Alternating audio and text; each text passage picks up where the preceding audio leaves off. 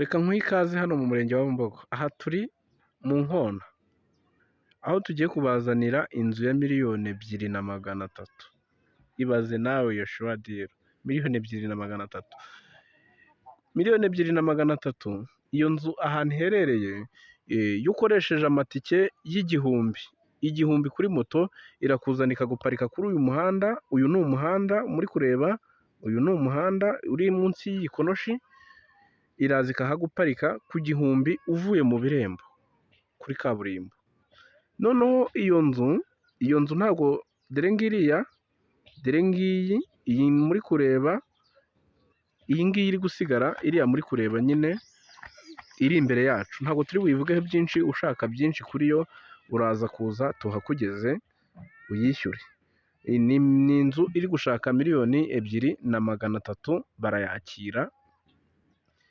Ni ukuvuga ngo iyo dushaka kuvuga ko harimo negosiyabure twari kubabwira 2,500,000, ariko tubabwiye 2,300,000 kuko tuzi ko aribwo byavamo. Murabona ko iyi nzu iri ahantu heza kandi yenda kwegera umujyi wa Kigali. Ni ukuvuga ngo izi ni inkengero nazo z'umujyi wa Kigali. Aha turi mu Nkona, mu kagari aka kagari ni aka Mvuzo, muri Mvuzo, umurenge wo ni Bumbogo nk'ibisanzwe. Aka ni agashuwa diru, umuntu wihuse aza akishyure.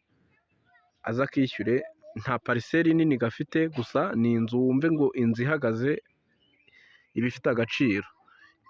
ifite agaciro. Harimo ibyumba 3 na salo. Murumva ko hari umuntu uri kunyunganira. Ni ahantu heza rero. Hepfo yaho hari santire, imwe mu masantire akomeye cyane. Murabona ni agace gafite umuriro. Ni ahantu heza cyane.